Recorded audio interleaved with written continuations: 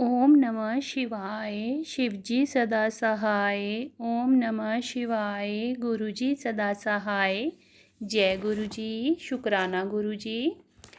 गुरुजी के चरणों में शत शत कोटि कोटि प्रणाम। जय गुरुजी संगत जी।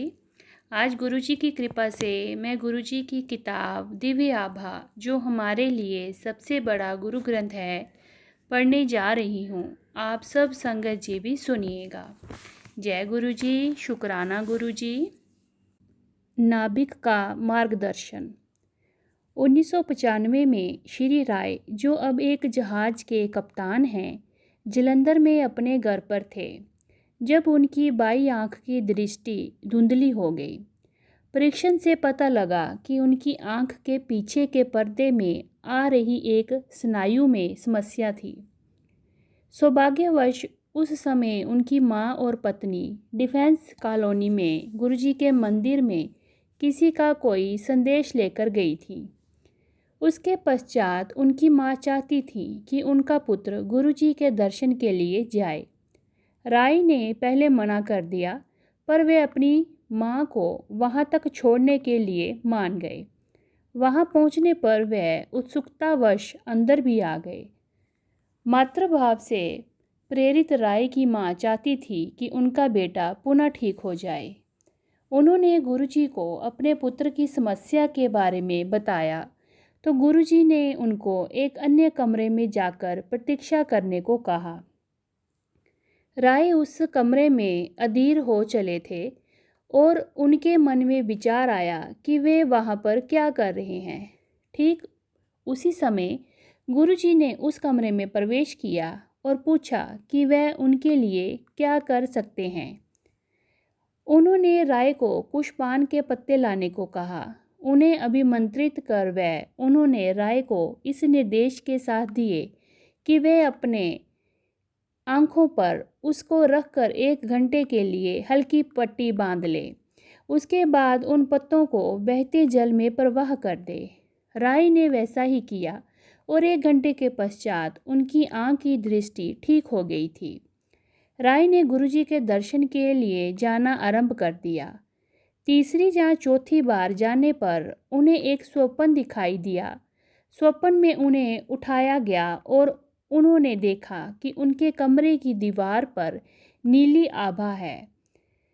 उसमें उन्हें शिव दिखाई दिए और उनके पीछे पीले कपड़े धारण किए गुरुजी, और गुरुजी के सिर के स्थान पर शिवलिंग था। उन्होंने अपनी पत्नी अनु को जगाया, पर तब तक वे आभा अदृश्य हो गई।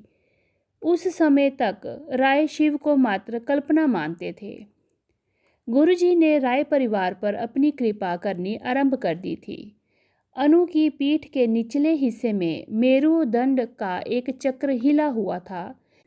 वह सदा चौड़ी पेटी बांधे रखती थी। चिकित्सकों के अनुसार उसका एकमात्र निवारण शल्य क्रिया था, परंतु उसमें सबसे बड़ी विपदा थी कि अनजाने में किसी अन्य नस को चोट पहुंचने से लकवा भी हो सकता था। गुरुजी को इस समस्या का पता लगने पर उन्होंने चम्मच अनु की पीठ पर लगाकर निरीक्षण किया। उसकी वेदना तुरंत समाप्त हो गई और पुनः कभी नहीं हुई। उसके थोड़े दिन पश्चात जब वे दंपति हेमकुंड साहिब गए, जहाँ पर 22 किलोमीटर की पैदल का मार्ग है, अनु सबसे आगे चल रही थी। राय को अपने जहाज पर जाने में 1 मास का समय और बचा था। उन्होंने अपनी मौसी, जिनके हृदय का वाल्व बदला जा चुका था, जलंधर बुलाने का निश्चय किया, जिससे गुरुजी के आशीष का फल प्राप्त कर सके। इस अंतराल में गुरुजी उससे सदा पूछा करते थे कि वह जहाज पर कब जा रहे हैं, तो उनका उत्तर 1 मास ही रहता था। वे राय को एक शब्द भी सुनने को कहते थे, जिसके शब्द कुछ इस प्रकार थे: नया भक्त पहली सीढ़ी पर ही है, पर उसने सबको आस्था के मार्ग पर बुलाना आरंभ कर दिया है। यद्यपि इन संकेतों को अनदेखा कर राय अपनी योजना के अनुसार पुणे गए और मौसी को लेकर वापस आए।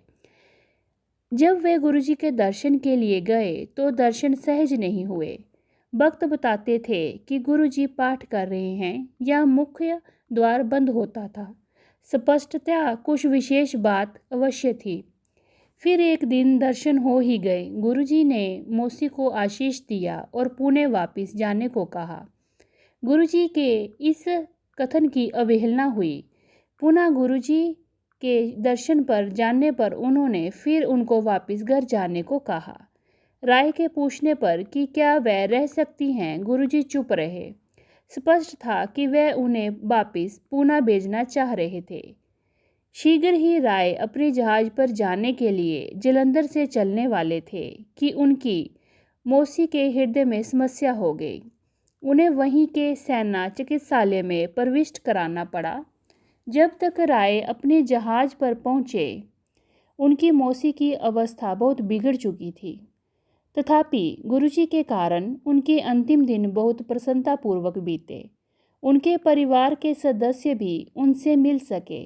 मौसी ने अपने परिवार के सदस्यों को बताया कि गुरुजी के कारण वे उन्हें देख पाएं और उनसे बात कर पा रहे हैं। उनकी मृत्यु भी बहुत शांतिपूर्वक हुई। पर राय को संदेश मिल गया था। यदि वे उन्हें वापस पुणे ले जाते तो उनका अंत संभवतः इस भांति नहीं होता। गुरुजी के कथन पर पदोन्नति। राय एक बार अपनी कंपनी बदलना चाह रहे थे, क्योंकि अपने कार्य के दक्ष होते हुए भी पिछले 4 वर्ष से जहाज के कप्तान के पद पर उनकी उन्नति रुकी हुई थी।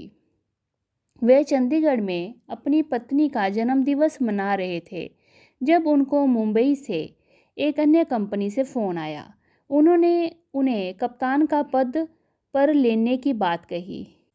राय गुरुजी की आज्ञा लेने दिल्ली आए तो गुरुजी ने केवल घुमा कहकर दे दी। मुंबई पहुंचकर राय ने नियमानुसार अपने स्वास्थ्य परीक्षण करवाए और फिर उस कंपनी के अधिकारियों से मिले। वार्तालाप करते हुए उन्होंने उनके व्यवहार में परिवर्तन देखा। वह उनको कप्तान बनाने से पूर्व 2 मास तक जहाज पर कार्य करने को कह रहे थे। राय ने मना कर दिया। वापस आकर उन्हें पता लगा कि उनकी पुरानी कंपनी उन्हें वापस बुला रही थी। गुरुजी ने उनके साथ कार्य करने का परामर्श दिया। फलस्वरूप राय स्कॉटलैंड गए, जहां पर उनका जहाज बंदरगाह पर आने वाला था। जहाज 2-3 दिन देरी से आया और वे वहीं पर रहे। जिस दिन जहाज आने वाला था, राय को एक स्वप्न आया। उन्होंने गुरुजी को उन्हें एक तिथि बताते हुए देखा, 15 जुलाई। उनकी नींद टूट गई और बहुत सोचने पर भी उन्हें इस तिथि का अर्थ समझ नहीं आया। जब जहाज आया तो उन्हें जहाज के प्रमुख से निवृत्त नहीं करना था, परंतु जहाज प्रमुख को निर्देश था कि वे राय को कैरेबियन तक अपने साथ कार्य करवाते हुए ले जाएं और वहां पहुंचकर राय को जहाज को उत्तरदायित्व सौंप दें। राय को इस बारे में कुछ नहीं पता था। गंतव्य पर पहुंचकर राय ने अपना कप्तान का कार्यभार संभाला और वह तिथि थी 15 जुलाई। उनका स्वप्न साकार हुआ था, क्योंकि उन्होंने गुरुजी के कथन का पालन किया था। अगले 9 माह तक जब तक वे जहाज पर रहे, उन पर गुरुजी की कृपा बनी रही। कृपा इतनी अधिक थी कि वह जो भी चाहते थे हो जाता था। वह इस विचार से भयभीत हुए कि वह कोई अनैतिक इच्छा ना कर बैठें। गुरुजी क्या नहीं कर सकते। 1997 में राय अपना नया पारपत्र बनवाने मुंबई गए। ये अति आवश्यक था। जब वे अपना नया पारपत्र बनवा रहे थे तो उन्हें पता लगा कि वे अपना पुराना पारपत्र, जिसमें अमेरिकी वीज़ा था, खो चुके हैं। वे अति व्याकुल थे जब उन्हें पारपत्र चुराने वाले गिरोह का एक सदस्य मिला। उसने उनके पारपत्र के विवरण लिए और ढूंढकर लौटा दिया। पुणे के चमत्कार। राय का पुत्र भी गुरु कृपा से वंचित नहीं रहा। यद्यपि उसने गणित और विज्ञान विषय लिए थे, गुरुजी ने उसे पुणे से कानून का पाठ्यक्रम करने को कहा। पुणे में राय के मामा रहते थे। पिता पुत्र जब पुणे पहुंचे तो उन्हें पता लगा कि कोई खाली स्थान नहीं है। क्योंकि वह परीक्षा में नहीं बैठा था। उसे कहीं स्थान मिलने की संभावना भी नहीं थी। पुणे विश्वविद्यालय ने और विद्यार्थियों को प्रविष्ट करने का निर्णय लिया। वह परीक्षा में बैठा और उसे प्रवेश मिल गया।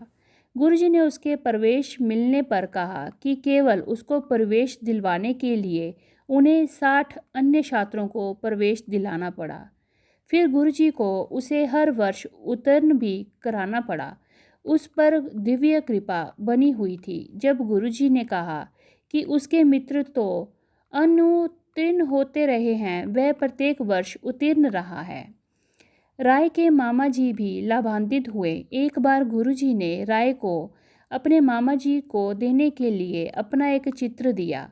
यह अचंभे की बात थी, क्योंकि राय ने कभी गुरुजी से अपने मामा जी के बारे में बात नहीं करी थी।